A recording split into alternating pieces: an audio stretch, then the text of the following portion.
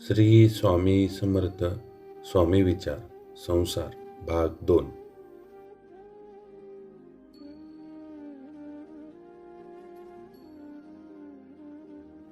श्री स्वामी समर्थ महाराजांचे संसाराविषयी विचार. संसार हा माईक आहे, पण त्यात राहूनही जो ईश्वराचे स्मरण करतो तोच मुक्त होतो. संसार हा माईक आहे.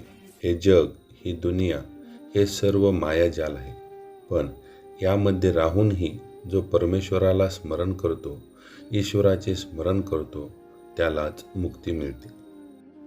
संसारातील नातेसंबंध हे क्षणभंगूर आहेत, पण परमेश्वराशी असलेले नाते शाश्वत आहे. आपणाला संसारामध्ये अनेक नातेसंबंध निभवावे लागतात, पण यातील नातेसंबंध हे क्षणिक असतात.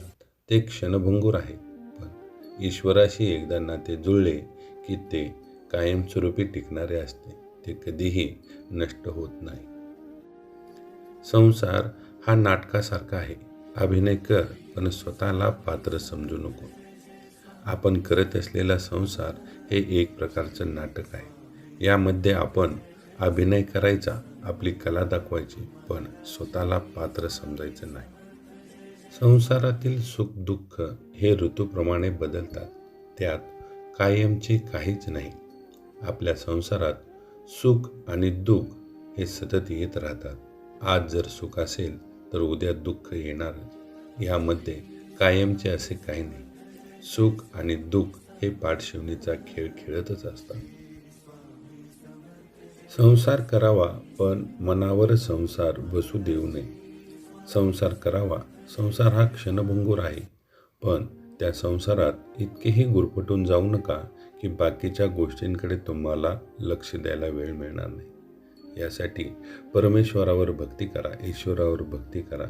ते तुम्हाला सर्व संकटातून मुक्त करतील, तुम्हाला मोक्ष प्राप्त करून देतील. संसार करताना ईश्वर भक्ती हीच खरी दिशा आहे, नाहीतर मन भटकते. आपण संसार करत असताना आपणाला असंख्य गोष्टींना सामोरे जावं लागते. यामध्ये आपले मन स्थिर राहत नाही. आपले मन इकडे तिकडे भटकत असते. आपले मन स्थिर शांत ठेवायचे असेल तर आपणाला संसार करत असताना ईश्वर भक्ती हा एक असा मार्ग आहे जो आपल्या संसाराला आणि आपल्या जीवनाला योग्य दिशा देतो. आपल्याला भटकू देत नाही. तो आपल्याला स्थिर ठेवतो, मनशांती देतो आणि मोक्ष प्राप्तीसाठी मार्गदर्शक ठरतो. जो संसारात संतोषाने राहतो त्याच्याकडे देवाचे खरे आशीर्वाद असतात. आपण संसार करत असताना नेहमी आनंदी असायला हवे, नेहमी समाधानी असायला हवे. आपण आनंदी आणि समाधानी असेल तर आपल्याकडे देवाचे खरे आशीर्वाद येतात.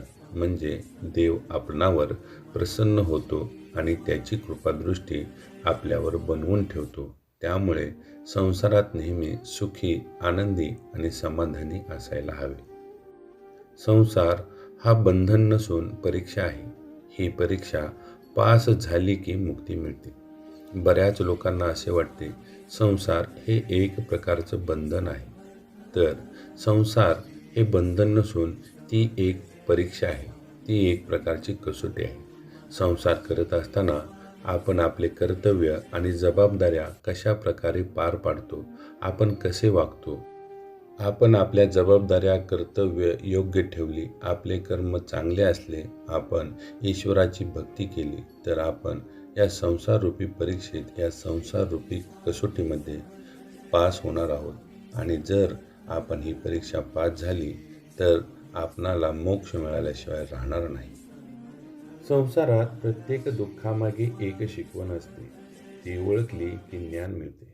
या संसारामध्ये आई, वडील, आजी, आजोबा, काका, काकू, मामा, मामी, बहीण, भाऊ, मित्र, समाज यासारखे अनेक लोक भेटत असतात. आपण यांच्यासोबत वागतो, बोलतो, वावरतो, पण ह्या सर्व गोष्टी करत असताना आपणाला प्रत्येकाकडून काही ना काहीतरी दुःख मिळत असते आणि प्रत्येक दुःख ही एक प्रकारची शिकवण असते. आपणाला प्रत्येक दुःखामधून काहीतरी बोध घ्यायला मिळतो आणि तो बोध आपण ओळखला, तो जर आपणाला कळला तर आपणाला ज्ञान मिळते. संसार म्हणजे जबाबदारी, पण ती देवावर श्रद्धा ठेवून पार पाडली की तीच साधना ठरते. संसार ही एक प्रकारची जबाबदारी आहे, ते एक कर्तव्य आहे. पण आपण जबाबदारी पार पाडत असताना आपल्या परमेश्वरावर, देवावर नितांत श्रद्धा ठेवून पार पाडली की ते एक प्रकारची साधना ठरते. संसार हा एक प्रकारे ईश्वर प्राप्तीचा मार्ग ठरतो. म्हणून संसार करत असताना आपण आपली जबाबदारी, आपले कर्तव्य हे योग्य प्रकारे पार पाडले पाहिजे. आणि हे करत असताना काही अडचणी, काही संकटे हे येतातच.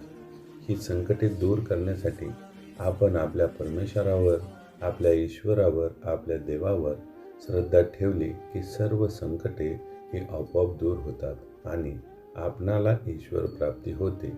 म्हणजे संसार ही एक प्रकारे ईश्वर प्राप्तीसाठी केलेली साधना ठरते. श्री स्वामी समर्थ.